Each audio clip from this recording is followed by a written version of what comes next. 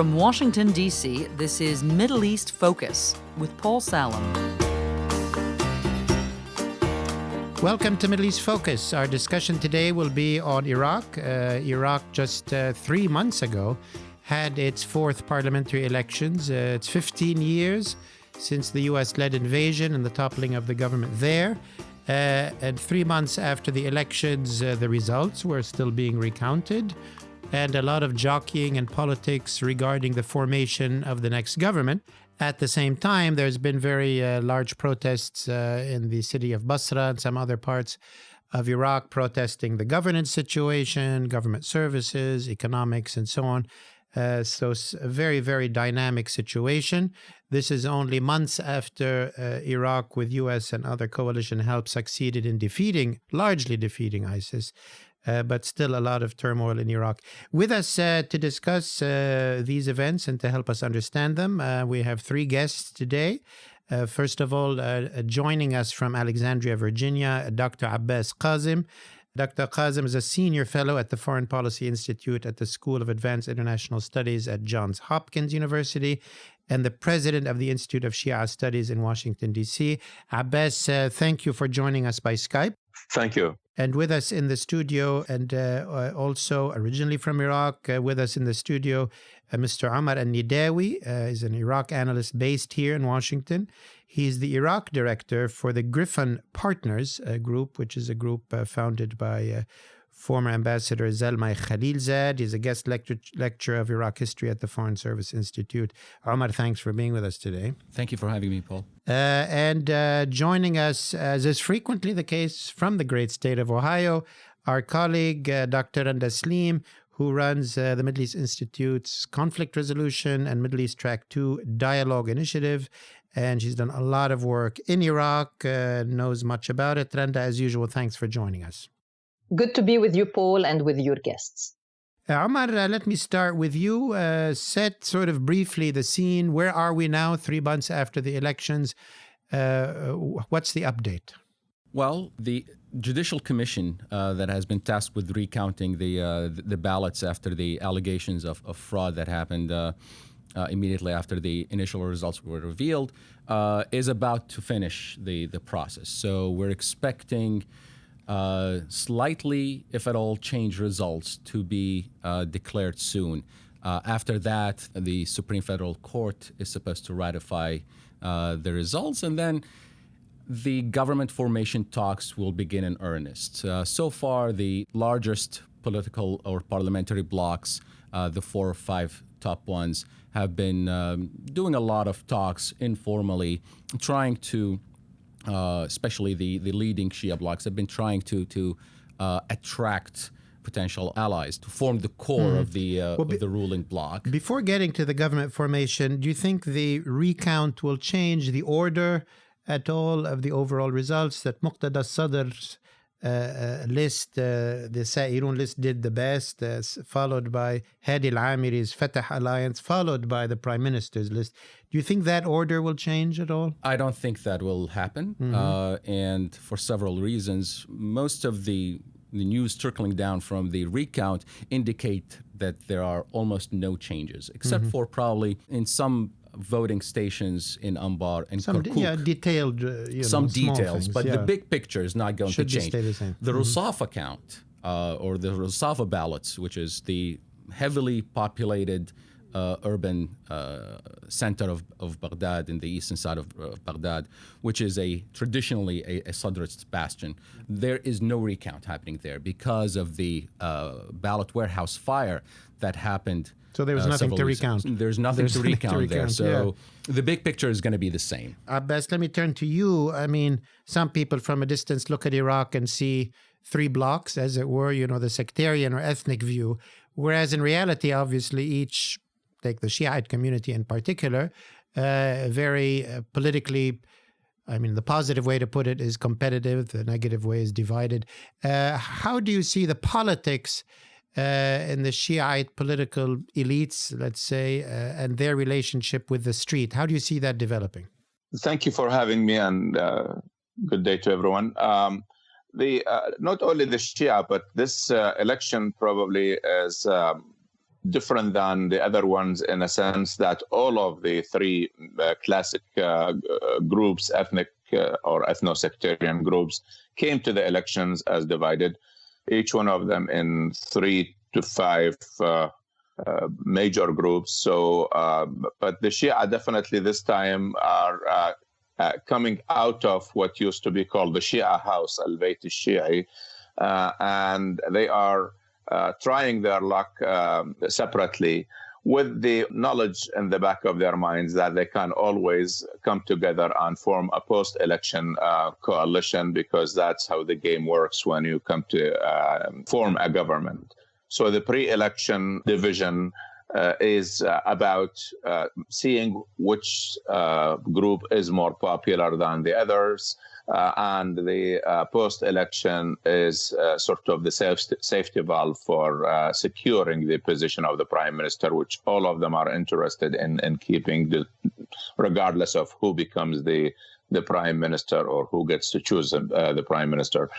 The division is mostly because of Iraq's regional politics. There are several loyalties. Iran is paramount in Iraqi politics, and now with the new relations with Saudi Arabia and the rest of the Arab world, that kind of divided the Shia groups.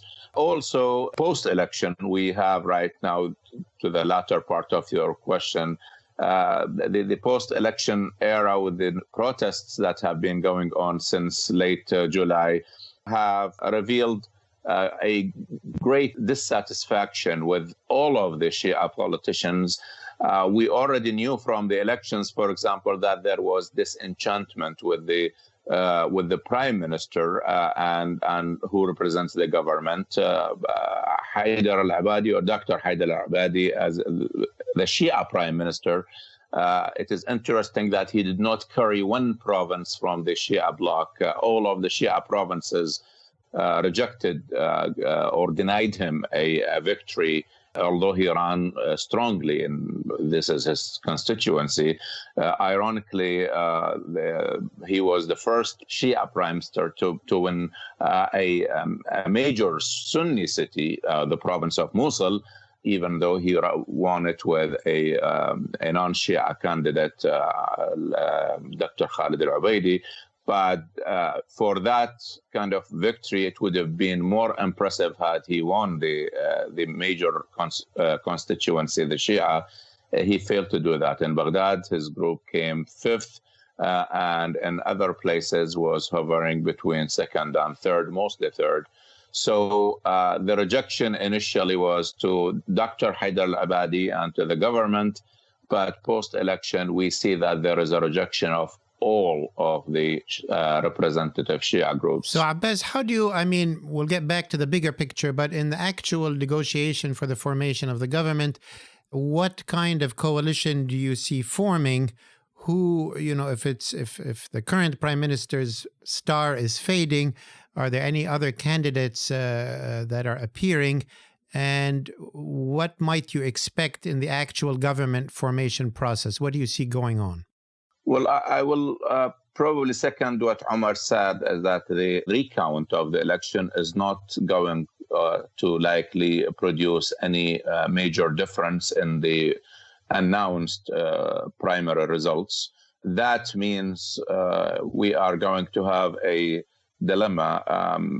We know that Iraqis do not buy the idea that this election was fair and not rigged. So everybody right now has questioned the legitimacy of the results of the elections, keeping them the way they are, and with the brazen attempts to burn certain places where the ballots are kept, and also a lot of tampering in the pre-election and in the post-election results. So that is going to be a problem. I think to answer your question, that will the only way, if they keep the elections results the way they are and they are questionable, is to go back to forming a coalition of all the winners.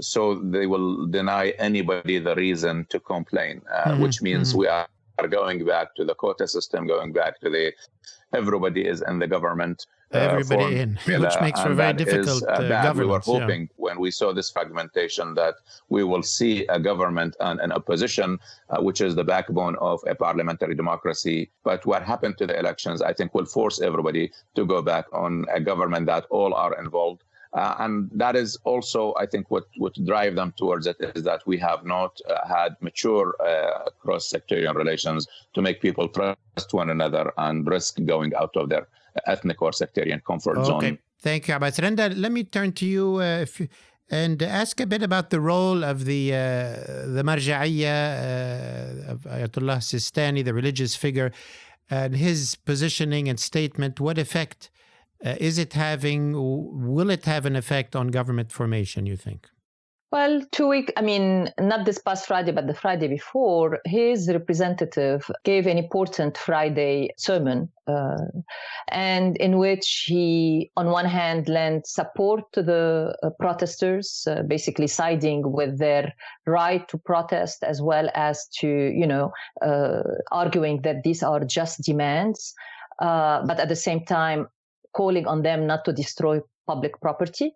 And the second, he in a way chastised the current government, including the current prime minister, for having failed to deliver on past promises of fighting corruption, when he mentioned a speech that the Marja'iyya gave 3 years ago in which it warned of impending protest and dissatisfaction, popular dissatisfaction, if corruption is not dealt with. And then he set forth indirectly a number of criteria, if we can put, that the next prime minister should fulfill, and primarily among them is this fighting corruption. And that partly prompted Prime Minister Abadi to resort to some cosmetic measures, in my opinion, suspending the current Minister of Electricity, pending investigation of the corruption and the deterioration of the electricity sector. But also now there are rumors and news report of the Prime Minister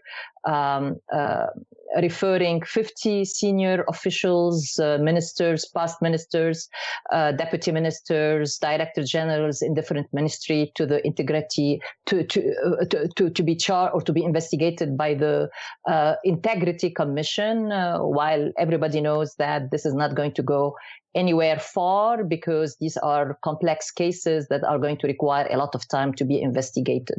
So on one hand, the Marja'iyya, has positioned itself in terms of criteria of the next prime minister. Now, it has always this moral sway over the Shiite electorate and the Shiite politician, and every Shiite politician is now saying, oh, we all, have to go by the demands of the Marja'iyya and the characteristics set forth by the Marja'iyya.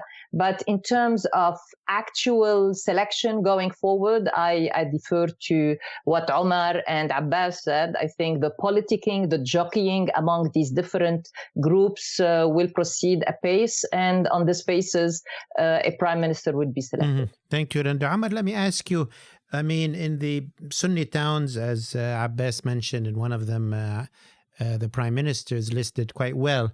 The Sunni communities in Iraq have gone through, like all Iraqis, a lot of political and security changes and challenges. How do you read the election results in the Sunni towns, Sunni regions? Is anything new emerging? Is it just old politicians coming back to the scene? Well, certainly some faces have changed, but I think if we're looking at the big picture, there is a trend for the Sunni political parties right now. There's a tendency to coalesce into one group. I think there is an interest in the among Sunni Arab states that have an interest in Iraq to encourage this, coalition building to increase the bargaining leverage of the Sunni Arab, polity in Iraq's politics, because you have 3 or 4 blocks, as Dr. Abbas mentioned, and neither one of them has enough weight by itself to really secure any important position in the government. But by going in together, they might have a better chance at having having their voice heard. The problem with that, though, is that these are transactional coalitions that will focus on who gets the Speaker of Parliament position, who gets to nominate the defense minister. I have thus far not seen a substantive discussion about the future of the Sunni Arab community in Iraq, how it sees itself as a part of the Iraqi state.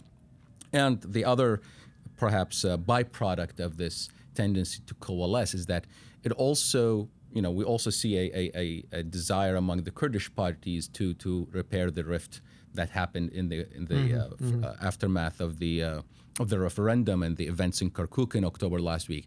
So the Kurds are trying to put together a unified bloc as well. Trying to do the same thing, and that will put pressure on the Shia parties, even though they have, as Dr. Abbas pointed, diverged into five main blocs that are trying to be their own entities. This will put pressure on them to also merge back again, which is a direction that Iran has also been pushing.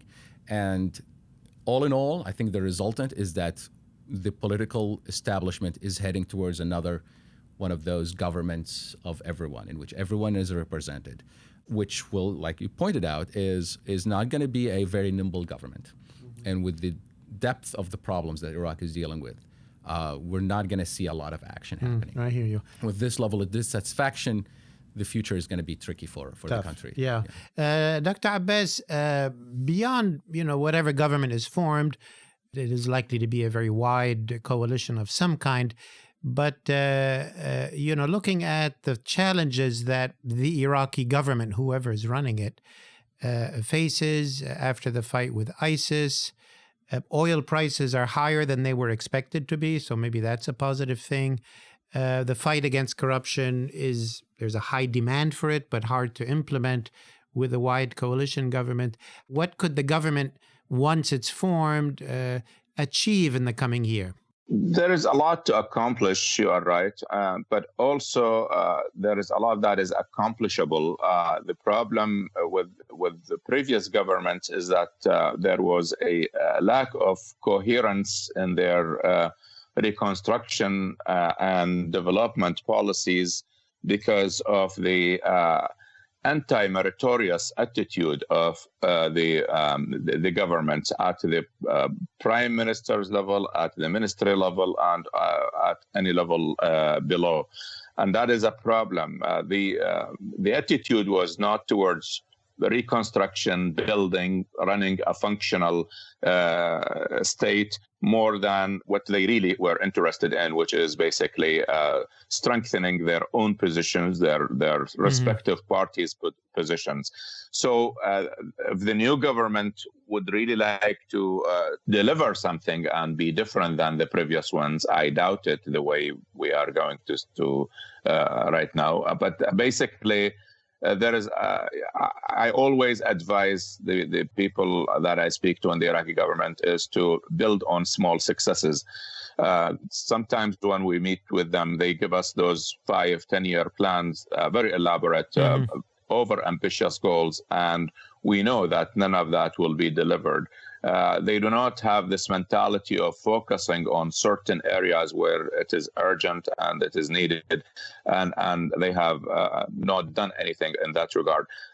One way to do it is to look at the demands of the people on the street. What are they wanting? Because at the end of the day, what makes or breaks the Iraqi system, and I said it in a tweet the other day, these protests are not going away unlike the ones before. They are here either to end corruption or end the regime, and we hope that it is to end corruption and to create a functional government. Yeah. So see what the people's demands are. These are simple. I just came back from Iraq, spent 3 weeks, and Iraq is still run exactly the same way it was during the Ottoman Empire's days 100 and some years ago. The same outdated bureaucracy, the same outdated process of getting anything done with the government and from the government. Electricity is a high priority. It gets to 121, 123 on a mild day in Iraq. and that is not something that is livable. The water shortage and water crisis in places, especially like in Basra, where people are dying because of that, it costs a fraction of a day of oil import from Basra itself to give Basra good water, desalination, other things. So look at the demands of the people, and then all of the demands are these small successes that we've been telling people to follow, rather than to create an elaborate system that is supposed to put Iraq on the same footing with New York. And nothing of that was accomplished in the past 15 years, and it will not be in the future. Great. Thanks, Abbas. Randa, let me end with you. Where do you see U.S. policy at this point vis-a-vis Iraq, whether it's related to the government or the military presence, their engagement with Iraq in the coming year, just as a closing comment from you? I think we will continue to be focused on counterterrorism as we look at Iraq, and even our approach to governance issue are going to be through the lens of improving governance in order to deny lack of security, in order to provide security and deny terrorist safe havens again. We are seeing ISIS regrouping, especially in the disputed territory, so that will remain a primary driver of U.S. policy and a primary driver of U.S. wanting to maintain a residual presence in Iraq to help the Iraqi forces fight ISIS. I think the second driver of U.S. policy is going to push with this policy of openness between Iraq and Arab countries, especially in the Gulf. And in that respect, who is going to be the next prime minister will matter a lot. As Abbas said, Iran will always have a veto over who can become next prime minister, but there are many faces that Iran can live with. I think the same thing with the US, but there are not as many faces that the Arab Gulf can live with in the prime minister office. And the US will continue to push for a prime minister that is acceptable to Arab Gulf countries in order to continue to push this policy of good neighborly relation and investments from the Gulf into Iraq economy going forward. Thank you. Thank you, Randa, very much. And that's all the time we have for this week's podcast.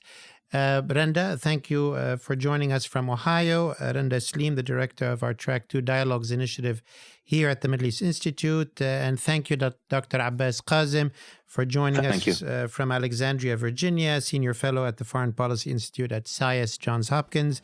And Omar Al-Nidawi, thank you for joining us here in the studio in Washington, D.C. And I thank you, all of our listeners, for tuning in this week, and we will see you next week. This has been a presentation of the Middle East Institute. To support MEI's programs and podcasts, please donate at www.mei.edu. Thank you for your support.